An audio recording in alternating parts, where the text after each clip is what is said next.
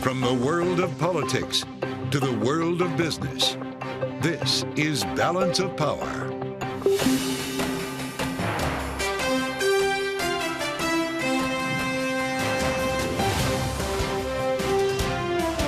Live from Washington, D.C. From Bloomberg's Washington, D.C. studios to our TV and radio audiences worldwide, welcome to Balance of Power. I'm Joe Matthew. President Biden is trailing former President Trump in all 7 swing states in our new Bloomberg Morning Consult poll. But support for Trump drops considerably if he's convicted of a crime. We'll dig into the numbers straight ahead. Still no deal on the border. But there could be new hope for funding Ukraine as a group of Republican senators signaling support now for a separate bill. We'll talk about that and many other issues with Republican Senator Marsha Blackburn from Tennessee. The House now preparing to vote on an $80 billion bipartisan tax bill this evening. It's expected to pass. We'll talk about it with Rohit Kumar of PwC. We thank you for joining us on Balance of Power on a breaking news day in Washington for several reasons, beginning with the Fed, as Chair Jay Powell said it out loud. Here he is. I don't think it's likely that the committee will reach a level of confidence by the time of the March meeting to identify March as the time to do that. But that's to be seen. So I wouldn't call, when you ask me about in the near term, right. I'm hearing that as March. I would say I don't think it's probably not the most likely case or what we would call the base case. Joining us now to talk more, Bloomberg's Wendy Benjaminson and Michael McKee with us on this Fed Day in Washington. Michael, it's good to see you. Let's start with the breaking news here. Those in the circle like yourself may have heard this coming after reading the statement that came out today. But I guess this comes as quite a disappointment for the markets that had been betting on cuts starting in March. Well, there are a lot of people who had wanted cuts as soon as possible, and there are some arguments in favor of it. But when the Fed said we're going to be neutral now about the economy, and basically that's telling you the next thing they're going to do is cut, they put in the sentence about not having confidence to tell people it wasn't going to be March. But right. I guess people weren't picking up on that enough, and Powell came into the news conference prepared to say we're not going to likely do it in March. And you notice the way he said it was he didn't rule it out. Sure. That remains to be seen. But he said it's probably not going to be March. So we're still data dependent here. The chair saying, I don't think it's likely the Fed will cut in March, but also going on to say will be appropriate to dial back at some point this year. So what would be the next best thing? Well, he emphasized the fact that in the dot plot that they put together in December, the majority, the consensus was for 3 rate cuts this year. So he suggested that's still on track. And they now are saying that the economy is in a place where they, in theory, could cut. They just want to make sure that inflation is continuing to go down. The best bet is probably May. By that time, you would have 3 more PCE inflation reports, and that's their target. So they're looking at that. And as he noted, for the last 6 months, it's been running under 2%. So if they continue to get that kind of inflation data, then May would probably be a good time to do it. And they could do May, June, July, or May and July, maybe even skip September to stay out of the presidential race, then do it in November, which their meeting is 2 days after the election, so they'd be safe there.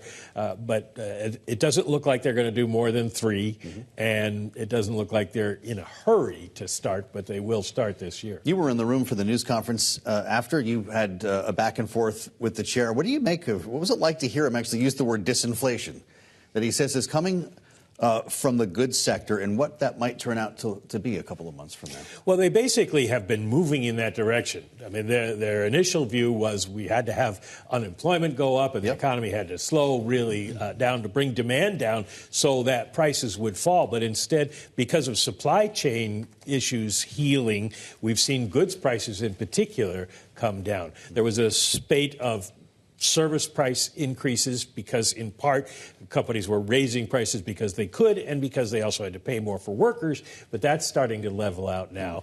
And so we're seeing disinflation, not deflation. I asked him about deflation, and he said, we don't want to see that. Yes, right. But he did say that we're seeing disinflation now, and that's what we want to see continue. Notably, he didn't say it needs to go faster or we need to see anything better than what we're seeing. We just need to continue to see what we're seeing. course, deflation is what consumers and voters are waiting for as they continue to compare prices to 2019. They're not going to get that. Very different story that we're talking about here. He was asked about his tenure, Michael McKee. I wonder your thoughts on this. Here's Jay Powell on a possible third term as Fed chair. It's not something I'm focused on doing our jobs. This year is going to be a highly consequential year for the Fed and for monetary policy, and we're all of us very buckled down, focused on doing our jobs. That's what he's supposed to say, right? Is that what he Well, it's also believes? really premature. He's only been in this term for 2 years now. He's got 2 more years to go. The likelihood he would be reappointed if Donald Trump were elected is pretty much zero. So, why if you're him, focus on that for now and wait and see how you feel when you get to 2026. Well, we'll see how that goes. If he does a couple more Grateful Dead shows, although I guess he can't go to those anymore. He's going to have to do something with his time. Well, maybe we'll sneak him in. Yeah, fair enough. Michael McKee, always a pleasure to see you, Bloomberg Economics editor, with us here in the nation's capital as we turn to our other top story today on Balance of Power, and that's our new poll from Bloomberg News and Morning Consult. As we turn now to Wendy Benjaminson for more on this. Wendy, you've been knee-deep in these numbers Yes. since we started going in the field, and we should note that that was between Iowa and New Hampshire. Yes, we went in the field January 16th, Yep. the day after the caucuses. As the momentum was really coming behind Donald Trump. Here. Right. And it appears the headline is the swing states are swinging for Trump. This is not Right. great news for Joe Biden in any of the 7 states we looked at. Right, exactly. And we picked these 7 states because these are states that don't always vote for the same party. You can count on California to carry a Democrat. You can count on Texas and Florida to carry a Republican. Mm-hmm. But these 7 states are the ones that swing back and forth, hence we call them swing states. And Biden won 6 out of 7 of these in 2020. Trump won 6 out of 7 of these in 2016. So one of to get to the White House, you have to win most of these states. Right now, still 9 months, 10 months out, 11 months out, it looks like Trump, if the election were now, Trump would win because of these swing states. However, the wrinkle that we discovered in the poll this time is that if he were convicted of a crime, 53% of these voters in both parties say that's the floor. That's where their support for Donald Trump stops. This has got to be the conversation inside Nikki Haley's camp today, why we stay in the race. Fascinating. You can look at these numbers, Wendy, through the eyes of the horse race, through issues, or in this case, Donald Trump's legal challenges. If convicted, and this is awfully important here, what's the number? 53%, 53%. to start off with here would not vote for Trump. If sentenced to prison, even more. 55% if he were sentenced to prison. The huge to be sure, as we call it, though, is getting the trials to the point where this is even possible, right? We are waiting to hear from the D.C. Circuit Court if presidential immunity will end all of this. That's right. The Georgia case has been thrown into disarray by this question over Fani Willis and the prosecutor's divorce. The Jack Smith case over January 6th is sort of delayed, and the documents case is delayed, maybe that one until after the election. Mm-hmm. So the chances of any of this happening before the election are decreasing, and whether Nikki Haley can stay in the race that long or, might be a problem for her. We're having a big debate here in Washington about the border. Mm-hmm. Immigration looms large again in this poll. As we learned on the ground in Iowa and New Hampshire, AP Votecast told us that was far and beyond the most important issue, which is really something for Joe Biden. It's a damned if you do in this case because the economy is improving just as voters turn away from it, it seems like. Wendy, more than half of swing state voters, in this case 61%, say that Joe Biden is at least somewhat responsible for the wave of migrants at the border, way more blame than they're giving congressional Republicans here. How do you turn that around in an election year? Well, especially if there's no deal. Right. And it doesn't look like there's going to be a deal because Trump has told the Republicans in Congress not to give him a policy win, not to give him, Joe Biden, a policy win in this election year. Sure. So there won't be a deal on the border. One of the things we have seen, though, is that when Biden talks about an issue with passion and conviction, the way he does about the threat he believes Trump poses to our democracy, his numbers on on how many voters trust him on that issue grow. But Biden has been very quiet about the border. And he put out a statement, a written statement saying, if they give me the authority, I'll shut down the border now. But he hasn't come out to a podium and talked about this. That might ease some voters' concerns. But right now, the only voices they're hearing about the surge of migrants at the border are Republican voices. Well, he's going to have plenty of opportunity to make those speeches. Wendy, thank you. Wendy Benjaminson on the poll, Michael McKee on the Fed. Coming up, we're going to take a deeper look at the Senate Judiciary Committee hearing today with the big tech CEOs back in Washington. This is Balance of Power on Bloomberg TV and radio.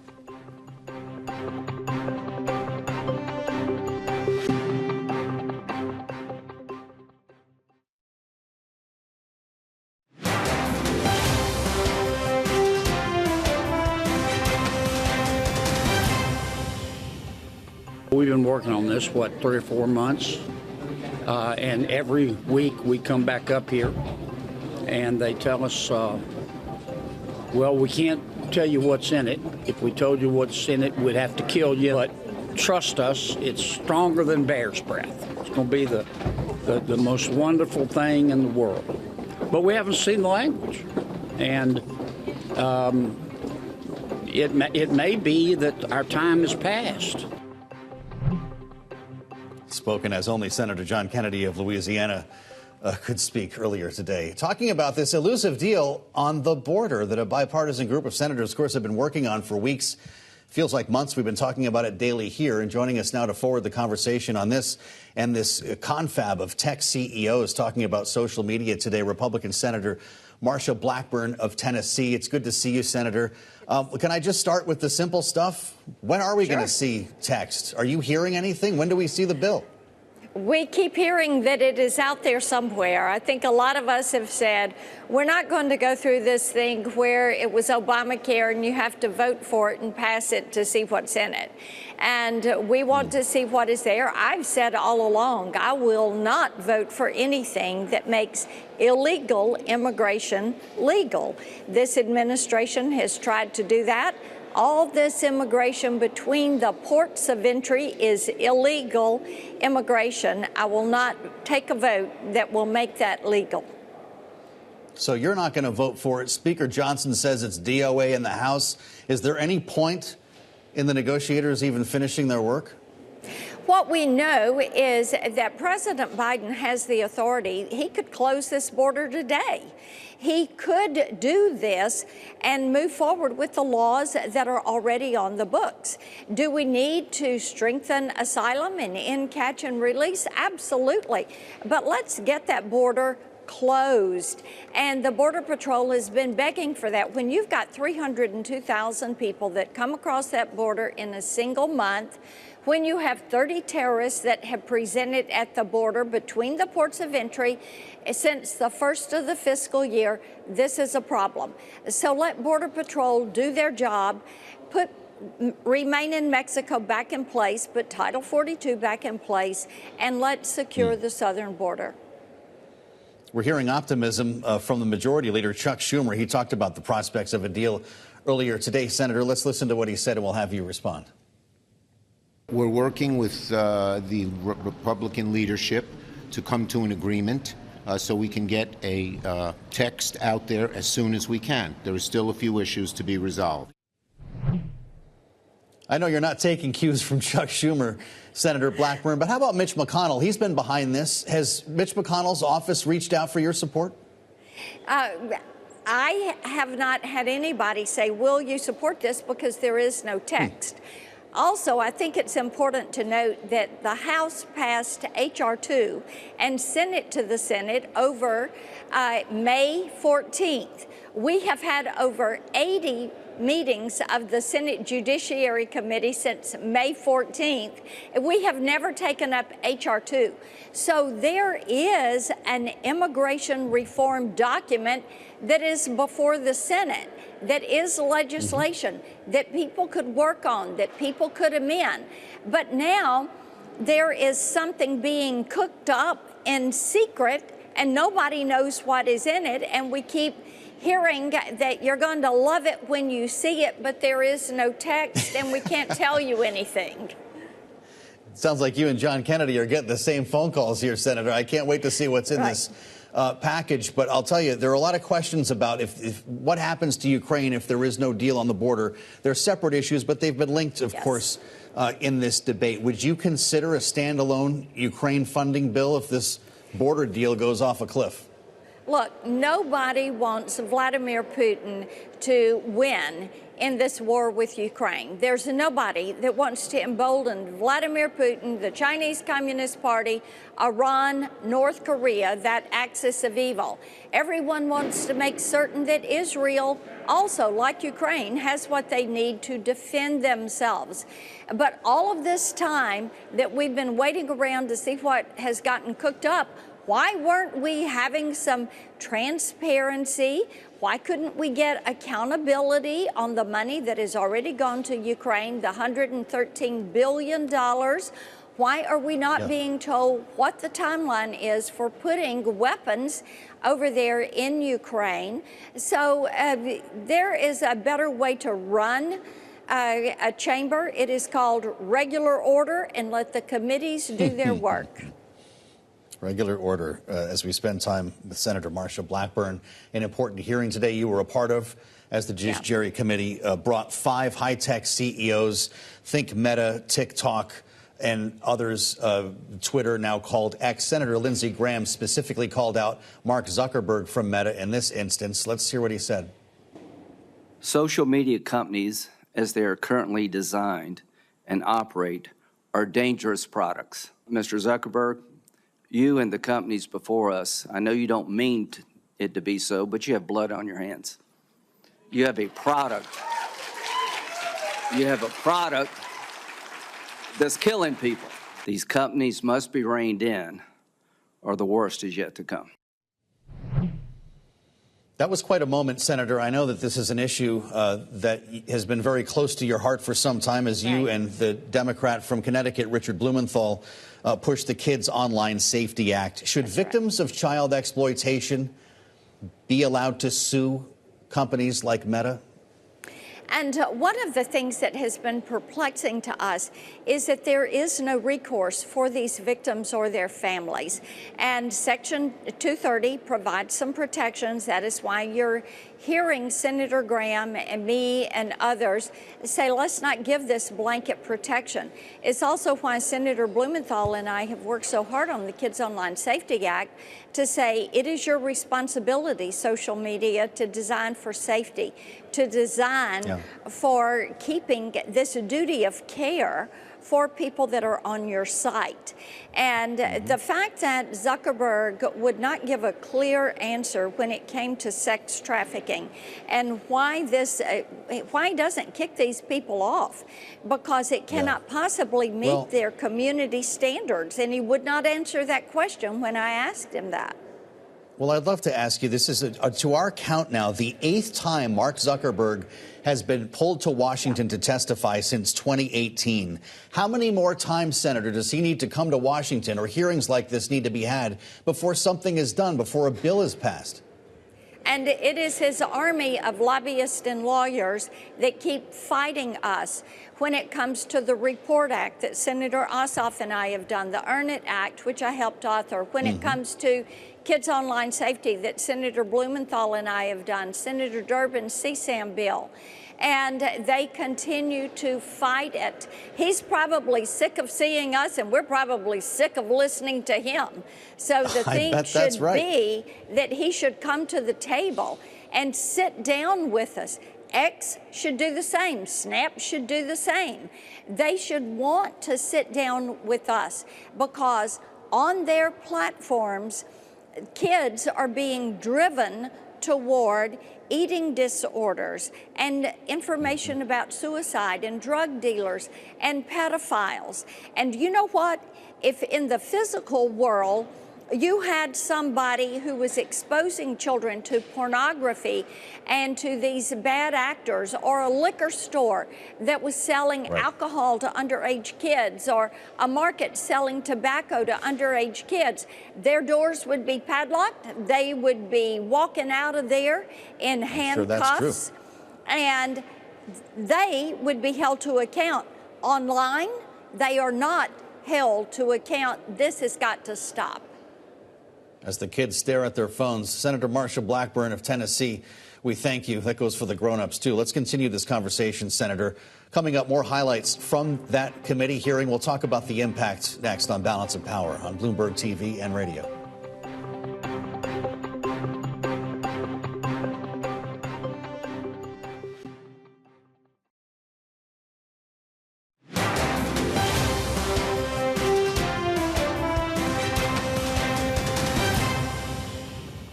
Have you compensated any of the victims?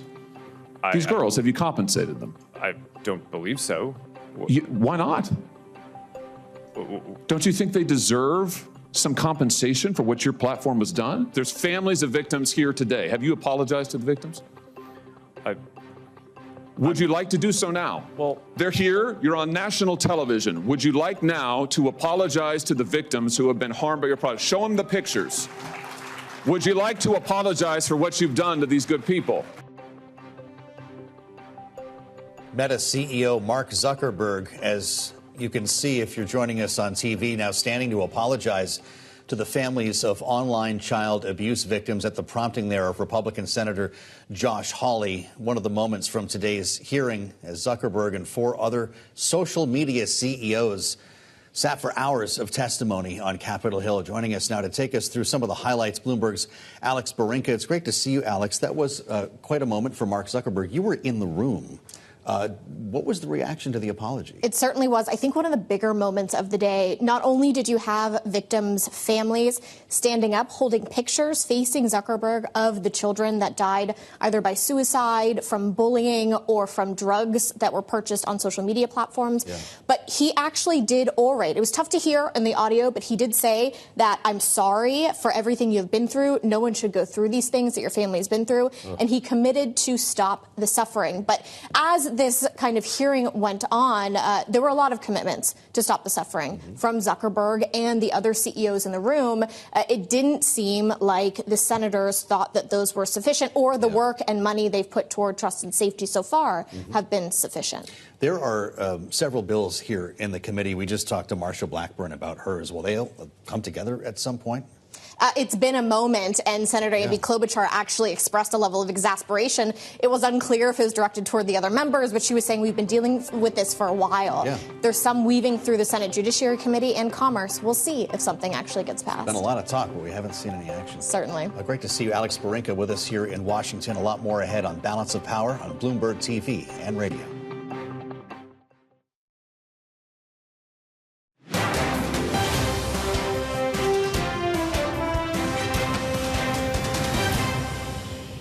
The bottom line is I support the tax bill, as I've stated before. I'm working with Senator Wyden to figure out the best way forward. Democratic Senate Majority Leader Chuck Schumer earlier today, as we turn now to Rohit Kumar, PwC Washington National Tax Service Principal, former Deputy Chief of Staff to Mitch McConnell. He's been in the room for the deals being made, and that's why we always learn something when we talk to you. Rohit, great to see you, and welcome back to Balance of Power. Let's start with this tax deal. Looks like it's going to pass the House tonight under suspension of the rules with 2/3 required. We didn't think we could get anything past this body. Does that mean it will clear the Senate as well? I think it will eventually clear the Senate. Frankly, I think a lot of senators, Democrats and Republicans, even as the deal was being struck between Chairman Wyden and Chairman Smith, thought, we're never going to see this thing. Like, this is like, the House is just not wired or built to pass these sorts of bills. But lo and behold, I think later tonight, they're going to, it's a 2/3 requirement. Yes. Everybody's confident they'll clear it, and they'll clear it easily. And I don't know whether that's 300, 350, something like that. But it's going to come over with a head of steam. And then I think the Senate's going to be under a fair bit of pressure to take it up. And that's not to say that they won't try to amend it. Senators like to try to amend House-passed bills. They don't like just taking House bills and sending them to the president's desk. But I am pretty skeptical that the Senate's actually going to effectuate changes. Again, they will try. But everything in the Senate takes 60 votes. Neither party has 60 votes. So I think at the end of the day, this thing gets to the president's desk, either as a freestanding thing, or we've got some government funding deadlines coming up at the end of February, early March. So it could be attached to one of those. Yeah, that's really interesting. We've got an interesting balance here, expanding the child tax credit, something that Democrats have been passionate about, goes back to Build Back Better. This is a big Biden initiative in exchange for more business-friendly taxes here, the incentives that we're seeing in the bill. Is this just good old-fashioned politics, a transaction that works for everybody? How come suddenly we have something that can pass this House? I mean, it is. Both sides gave, right? Democrats wanted initially something much, much bigger on the child tax credit, came down. Republicans had some red lines, maintain a work requirement, no monthly checks, sort of things like that. Those were all respected. Republicans, for a while, I think they at some point remembered, but had forgotten, the child tax credit was a Republican thing first. It first started in Newt Gingrich's contract with America back in the mid-'90s, right? And the substantial increases in the child tax credit over time have been in Republican tax bills, the Bush tax cuts, the Trump tax cuts. Those both doubled it. So I think part of it is they found their roots on this. And then, obviously, of the business provisions. Look, I mean, what's going on here is the core elements of this are bipartisan. And both Republicans like the child tax credit, Democrats like the child tax credit, these incentives for research. Everybody loves R&D. Yes. So, there's nothing in here that's sort of a finger in the eye of the other party. Sure. And that's what makes it work. Boy, maybe there's a recipe here that can be applied to some other issues because we're just not seeing this happen anywhere else. I'm curious your thoughts on Speaker Johnson's handling of this, particularly the demands from New York Republicans for SALT to be included here, the state and local tax deduction.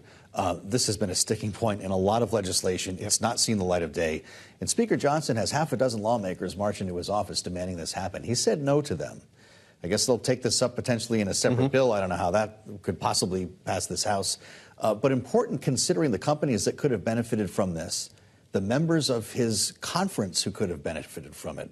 Does this speak to leadership on behalf I think of Mike Johnson? It is an elegant solution to an otherwise intractable problem, right? He knew that if you added it to this bill, it would probably fail now, certainly couldn't clear the Senate with it being added. If he didn't do something, then he was going to have a rebellion from the SALT caucus Republicans on his hand and, threatening to vote against rules and things like that. So, this is an elegant solution. You say, look, I can't do it here, but I'm not going to tell you get nothing and like it. I will give you something. Right, you get to sort of fly the flag, show that this is what you care about, that you fought for it. You get to go home and take credit for having fought for it. I'm skeptical that this thing becomes law. But, it advances the ball, puts people on record, give them a chance to vote on it, show where they stand. Sure. Right? And these are, smart legislators, and I think these are smart legislators, understand you don't get these things with one Hail Mary pass. You get it 3 yards in a cloud of dust. So this is 3 yards in a cloud of dust. Advance the ball a little bit, and then take it from there. Unclear if lawmakers in the House will have a chance to vote on a border deal. The Speaker says it's dead on arrival. And I'm not going to ask you to make predictions here because I don't think even the lawmakers have any sense of where this is going to be tomorrow. But with the years that you worked for Mitch McConnell, you saw him negotiate a lot of deals.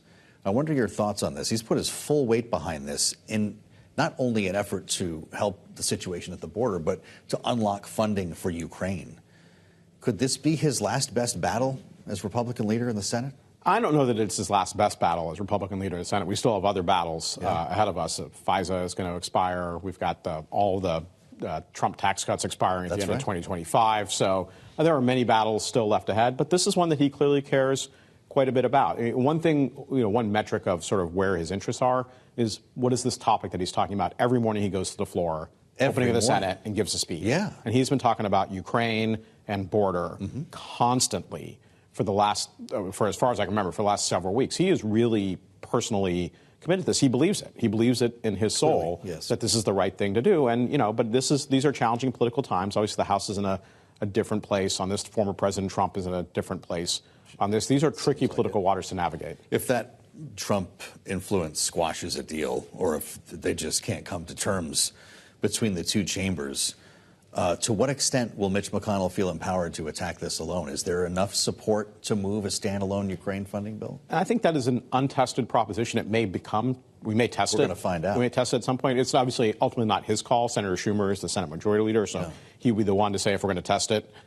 He's the one that initiates that effort. It's obviously not the preferred path, right? Senator McConnell made a judgment weeks and weeks and weeks ago that to do this, you needed to combine border security and Ukraine. But if the border stuff can't get done, it does not in any way, certainly in his mind, reduce the urgent need to provide additional funding for Ukraine. Well, you wonder if we actually start seeing the evidence of a lack of funding and some difficult losses for Ukrainians if that changes the tone on Capitol Hill? Look, one of the rules I had when I was negotiating stuff on Capitol Hill was sometimes you can't solve a problem until it's everybody's problem. Yeah. When it's just a theoretical problem or only a limited universe of people are feeling it, you don't have the political will to solve it. Mm-hmm. But if we start seeing real evidence, in the real world, more than the theoretical way of the absence of U.S. funding, perhaps, I wouldn't make any guarantees or any promises. This is just too unpredictable an environment.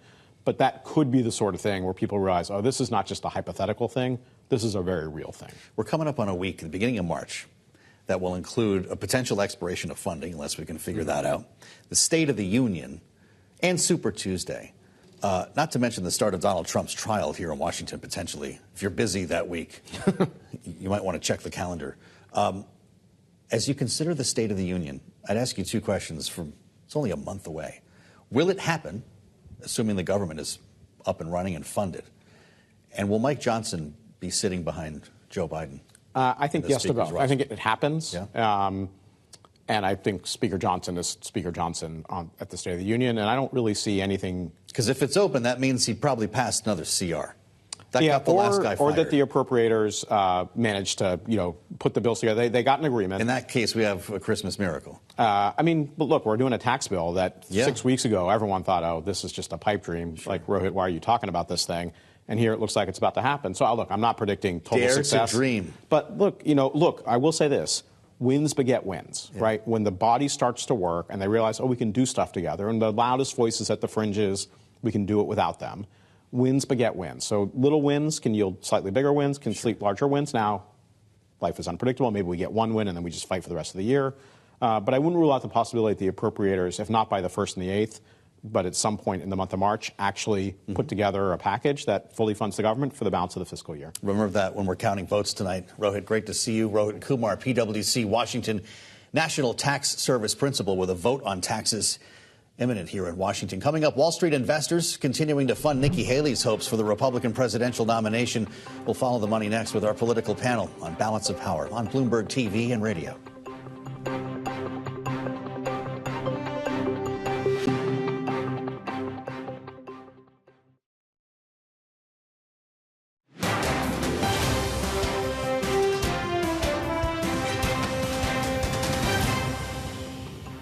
We're now focused on Nevada, which is next, and we think we're going to do there, get close to 100% of those votes. And then we have the islands coming up, too, by the way. You know that. Don't forget that.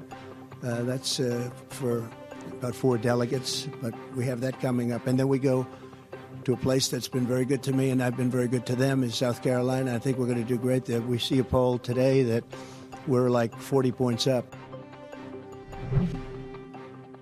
Republican presidential frontrunner Donald Trump speaking at a Teamsters headquarters earlier today. Joining us now, our political panel. With more on the campaign trail, we turn to Lisa Camuso-Miller, former RNC communications director and the host of the Friday Reporter podcast, along with Kristen Hahn of Rock Solutions. Great to have both of you with us here. What are your thoughts on what's coming from the Republican campaign trail here, Lisa? We're a couple of weeks out, to the former president's point, from South Carolina, but we're starting to hear about the FEC filings, fundraising. Mm-hmm. And it seems to me an issue if you're making more news with the money you're spending than the money you're raising.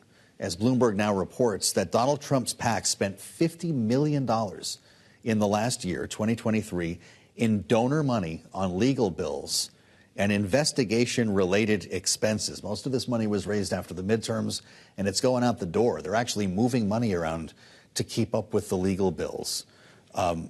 That's not the best look for Donald Trump when our Bloomberg poll says that would be a deal breaker if convicted for many Republicans who currently are supporting Donald Trump. Yeah, I saw that in the poll, and I'm curious about how that translates to the ballot box, because I think we've got a long way to go until we get there, right? I mean, obviously the primaries are happening. In all other conventional wisdom, this would not be great. But it seems like with this frontrunner, it actually turns into news for him, and he uses it to his advantage. So the fact that he's continually in the news about whatever it is, whether it's his campaign or it's his legal issues or anything else, it just seems to contribute to the fact that people are still paying attention to Donald Trump all the time. Well, it is amazing in that poll to see 23% would still vote for him if convicted. I guess that's your base for real Kristen. Nikki Haley tried to get to this news on Twitter, or X as we call it now, saying another reason Donald Trump won't debate me. His PAC spent $50 million in campaign dollars on his legal fees. But does anyone care? I don't think so. I mean, I agree with Lisa. He's made himself a martyr. And, you know, when you had that settlement, I think it was $83.3 million, you know, that he has to pay, I think it makes him even a bigger martyr because, you know, it seems so, you know, to a lot of people, I think his supporters unreasonable. So I think the normal, just like always, the normal rules don't necessarily apply to Donald Trump. It's pretty remarkable how this is being fueled as well by feelings about the border. Lisa, it's not looking good right now on a border deal in Washington. Where just a couple of weeks ago they thought they were onto something. Langford, Sinema, and Murphy were talking every day. We still don't have text yet. If this deal does fall apart, what does that mean for the numbers that are clearly stacked up against Joe Biden? More than 60% say they blame him for the situation at the border. Well, I do think it's going to be the White House's bad news to have to weather, and there's no question about that. What's unfortunate, though, is that this deal was 3 weeks ago. Everybody was really excited about the fact that something was coming together and action was going to happen. And then it became stalled. And now it looks like it's actually become a political weapon against some of these leaders in the Senate. So how much of that was Trump versus nature taking its course in this debate? You know, it's hard to say, really. I've heard that the former president had made calls to the House and was agitating and getting folks to sort of line up with him, and that it would be better for him and for a Republican presidential candidate if there was not success in the Senate. But also, too, even if this got done in the Senate, it's dead on arrival in the House. There's just no way that any kind of deal on the border gets done regardless. So I used to think that maybe it was some, and it still probably is some Trump, but more than anything, it's just the political reality of Washington right now is that not a lot can happen. Sure. We talk a lot about no labels. If we can get back to the campaign trail for a moment here, Kristen, the great fear Democrats have is they actually run someone who resonates here after Super Tuesday and takes votes away from Joe Biden. Should we not be talking more about RFK Jr.? He raised $7 million in the last quarter, and he pulled more money from Trump donors, prior Trump donors, than Biden donors. How do you rationalize that? I think that there are a lot of people who are looking for other options. I think, unfortunately, you have organizations like No Labels who are not being productive, as far as I'm concerned, you know, players in here. I think that we could end up with another 4 years of a Trump presidency, which, you know, would be, you know, detrimental to the future of this country. Could RFK have the opposite effect?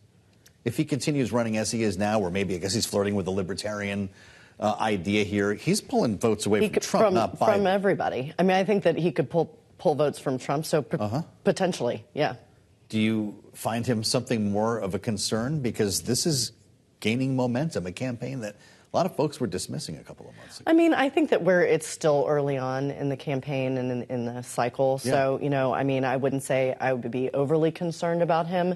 But with margins that are so narrow in a lot of these swing states and a lot of these places that, you know, President Biden won last time and will have to win again. Sure. Could it be the difference? Yeah. Of course it could. These are great questions to ask, and I have to admit, I'm constantly wondering about what the contrast would look like if all three ended up on a debate stage together. What do you need, 10%? That could be a real thing that we're watching in this general election cycle. We'll have a lot more with our panel coming up here as the House is set to vote on SALT caps as soon as next week. Never mind a tax deal tonight. We'll be back with the panel on Balance of Power on Bloomberg TV and radio.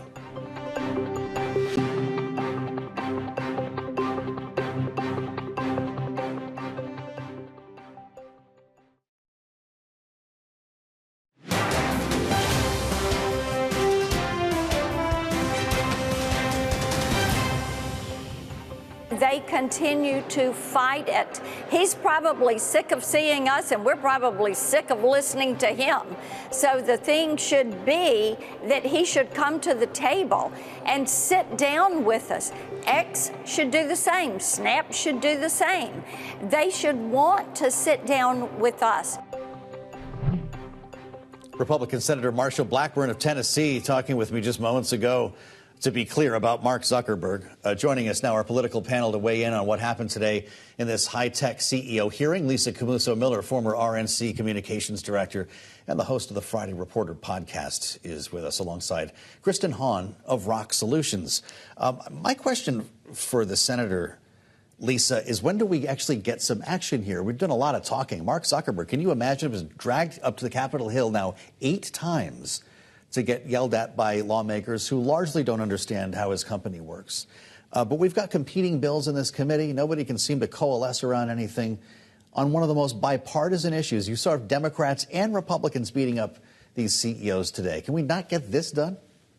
I think you hit the nail on the head. I don't think they understand what they're even asking for. Really? And I think that these CEOs go before the hearing, in hearing rooms, and they have these conversations, and they walk away knowing that there's no way that these members are going to understand what it is they're doing behind the scenes. So it'll continue. This will continue to go on. Sure. They'll do theatrics like standing up and apologizing to the families in the room for bad actions. But I hate to say it, but it is a sophisticated problem that's going to be legislated by an unsophisticated group of people. Well, it certainly reminds us of, and it's a related debate. The CEO of TikTok was there today. Remember when it was all about block the talk? It was a question of which bill we're going to pass to ban TikTok. Today it's banned in Montana, and they have spent millions of dollars on lobbyists to try to tamp that down. Now no one's really talking about blocking the talk. Marsha Blackburn referred to the millions spent on lobbyists by these social media companies. So is that how this ends, with nothing? Well, I think Lisa's right. I mean, and it's a very sophisticated problem. And you see a lot of the advertising that Instagram, Meta are putting out there all over D.C. and in the country says, we're ready to work with Congress to address these issues. Well, they know Congress is not going to do anything. So, Meta gets to have these wonderful talking points, and then nothing's going to come of it. Sure. Mm-hmm. How about the lobbyist angle on this? This is nothing new to Washington, and you've spent enough time working in the House to be familiar with it. But it's been so blatant with TikTok and others, where you've got something that's a festering issue. They spend millions of dollars on lobbyists, and we all go away 5 minutes later. How do we do a better job at keeping this in the news and in the conversation? Well, I mean, the good thing is that a lot of these companies do realize that they've got to have very good structure in place to make sure that the users are protected. Mm-hmm. I can't remember how many millions of Americans are on TikTok, but it is a gigantic pool of people that really love that platform. And so if anything, I would hope that the conversation is more about protecting the users than turning it off altogether, because that doesn't make any sense, and it's not going to be done right anyway. Well, this is true. I wonder if we get down to the crux of it here, and I'll ask you both what I asked the Secretary. Should victims of exploitation on these sites be allowed to sue social media companies? I mean, I think that's a legal question, and you're getting kind of down a rabbit hole, who with culpability and who, is responsible. And I think you have to identify the problem and what you're going to do about it before you can even begin to answer those types of questions. Well, Section 206 likes to, emerge frequently in these conversations. Mm-hmm. These companies are largely protected from a lot of this stuff. They are largely protected, and I heard yesterday in a conversation with some other folks who are smarter than me on this issue is that as much as folks don't like to admit it, that Elon Musk may be onto something, that in order to get rid of the bots and to get rid of the bad actors on these platforms, perhaps we ought to start paying for it. Oh, how about that? I thought you were going to tell me we needed to get one of those brain chips that I saw. I'm not advocating for anything. Neuralink, not this week anyway. Not doing anything for you. Because I didn't even bring up AI, another matter that this aging Congress can't always seem to get its arms around. Is that for the next generation? I think so, too. And you've got members of, there's a group in Congress of Democrats, younger Democrats in the House called the Future Forum, and they're really focusing in on AI, as because you've got the bipartisan group of senators and some very smart people working for them on these issues. I mean, maybe I'm trying to be an optimist, but, I think there's a need for it. There's a willing to work together on this issue.